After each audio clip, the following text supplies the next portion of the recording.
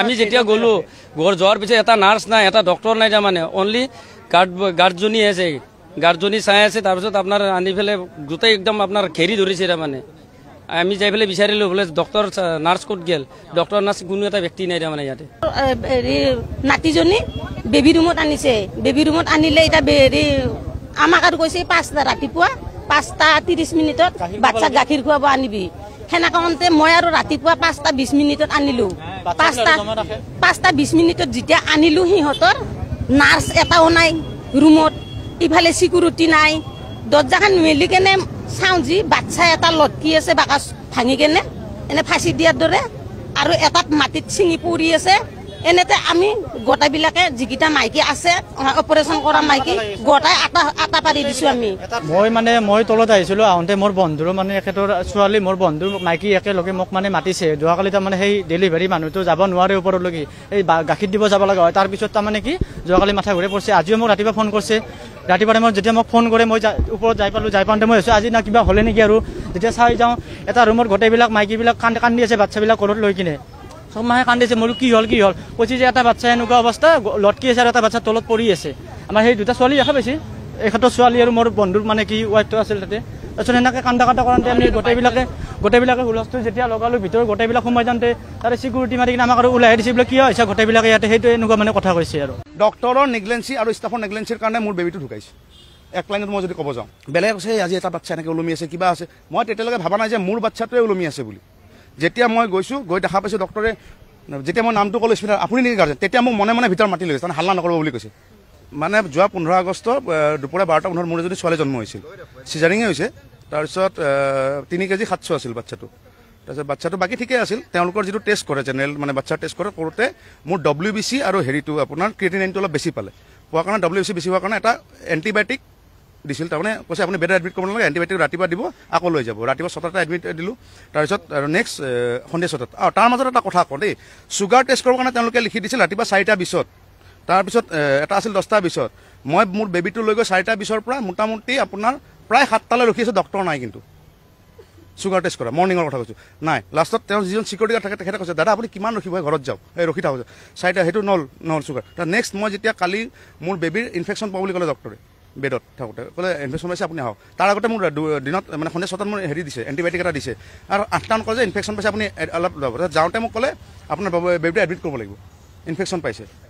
বাপেক হিচাপে দায়িত্ব আছিল, মই এডমিট কৰি দিলোঁ। এডমিট কৰি মোৰ ৱাইফৰ অলপ প্ৰব্লেম আছে, ফিডিং কৰিব নোৱাৰে। সেইকাৰণে তেওঁ এটা MMS1 বুলি হেৰি কিনিছে, মই মা মেডিকেলৰ পৰা কিনি আনিছোঁ। সেইটো দি মই বেবীক চাইছোঁ, বেবী ধুনীয়াকৈ আছে। তো ৰাতিপুৱা মই এবাৰ বেবীক চাব আহোঁতে দেখা পাইছোঁ হাল্লা হৈ আছে, পাব্লিকে হাল্লা হৈ আছে, কি আছে। তাৰপিছত গম পালোঁ হেৰি এটা বেবী মানে ফাঁচি লগাৰ নিচিনা সেই বেডখনৰ পৰা পৰি ওলমি গৈছে, আৰু এটা বেবী বহুত কষ্ট পাইছে, আৰু এটা মাথা ফাটা বুলি শুনা পাইছোঁ। মই এইটো নাজানো দেই, 3টা বেবী টোটেল। আৰু মোৰ বেবীটো তাৰমানে অক্সিজেন নাপায়, গোটেই বডি আপুনি যদি চাই এতিয়া কলা পৰি গৈছে, আৰু হয়তো মই ঘূৰাই নাপাম কিজানি মোৰ বাচ্চাটো।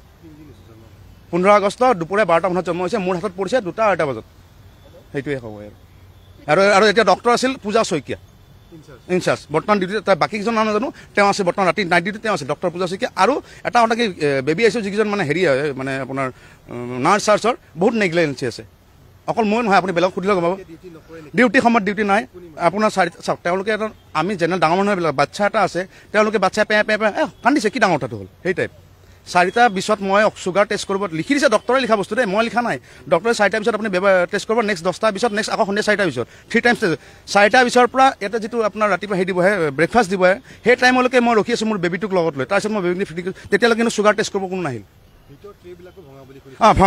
ভাঙা আপোনালোকে যদি এতিয়া চাই, এতিয়া কিন্তু ইমিডিয়েটলি চাইড কৰিছে। এতিয়া চুপাৰিণ্টেণ্ট অহাৰ কাৰণে অহাৰ লগে লগে ইমিডিয়েট চাইড কৰিছে তেওঁলোকে, কোনো চেফটি নাই। আৰু অলৰেডি হেৰিখন তাৰমানে ভাঙা আছে। আপুনি যদি এতিয়ালৈকে যায় আপোনাৰ চাই, এতিয়া হেৰিখন আপোনালোকে অহা বুলি গম পাই চাইড কৰিছে চব। এই যে আপোনাৰ মানে আমি যে বেণ্ডেজ মাৰা টেপ যে, সেই টেপ মাৰি চাইড কৰি থৈছে। ডক্টৰ আৰু ষ্টাফৰ গাফিলতি।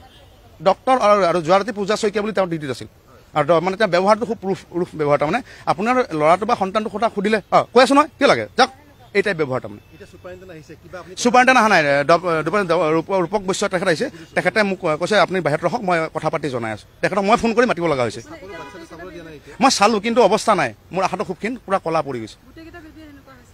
এজনৰ তাৰমানে বহুত কষ্ট পাইছে, আৰু মোৰটো তাৰমানে ওলমি গ'ল যে ফাঁচি লগাৰ নিচিনা, তো অক্সিজেন লেভেলটো সেয়া কৰিছে। কিন্তু মই ইতিমধ্যে ভাবিছোঁ পুলিচৰ লগতো যোগাযোগ কৰিম, এইটো পষ্টমৰ্টেম কৰিহে মই ইয়াৰ পৰা ল'ম, নহ'লে মই নলওঁ। কাৰণ যদি মোৰ দুখ ডক্টৰৰ নেগলেঞ্চি আৰু ষ্টাফৰ নেগলেঞ্চিৰ কাৰণে মোৰ বেবীটো ঢুকাইছে। এক লাইনত মই যদি ক'ব যাওঁ সম্পূৰ্ণ নেগলেঞ্চি।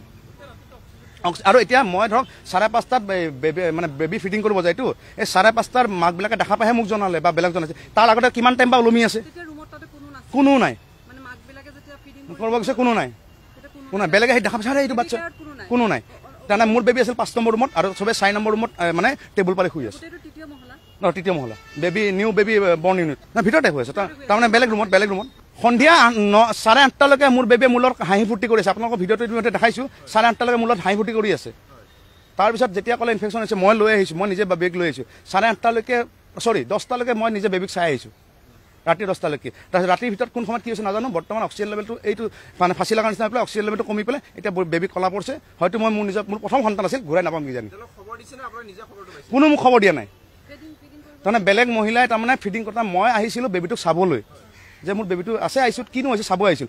চাব আহোঁতে তেতিয়া কি হ'ল, বেলেগ কৈছে আজি এটা বাচ্চা এনেকৈ ওলমি আছে, কিবা আছে। মই তেতিয়ালৈকে ভাবা নাই যে মোৰ বাচ্ছাটোৱে ওলমি আছে বুলি।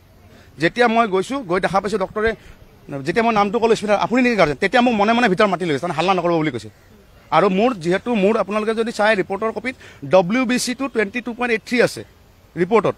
বিলুৰুবিনত মোৰ কোনো টেষ্ট কৰা নাই, কিন্তু তেওঁলোকৰ এজনে কৈ আছে, জিনিয়ৰ এজনে কৈছে কি কয় জণ্ডিছ আছে, কিন্তু জণ্ডিছৰ য'ত টেষ্ট নকৰাকৈ কেনেকৈ, কিন্তু অলৰেডি কৈছে যে ইনফেকশ্যন আছে। WBC-টো বেছি আছিল আৰু ক্ৰিয়েটিনিনটো 1.14 আছিল। তাৰ বাহিৰে বেলেগ মোৰ নাছিল। ইনফেকশ্যন মই অলৰেডি 2টা এণ্টিবায়'টিক লৈছে। যদি মোক ক'লে হয় যে এণ্টিবায়'টিক দিব লাগিব, আপুনি আনা নিয়া কৰিব, মই কৰিলোহেঁতেন। কিন্তু তাত থৈ দিয়াৰ পিছত আৰু আপুনি যদি চাই এতিয়া গোটেই বেডৰ সেইবিলাক ভাঙা আছে। শুনা পাইছোঁ, কিন্তু মইতো ভাবা নাছিলোঁ না, সেইটো হেৰি হৈ গৈছে। তাৰমানে বাচ্ছাটোৰ কি কয় এতিয়া অক্সিজেনটো পৰি পেলাই হেৰি হৈ গৈছে।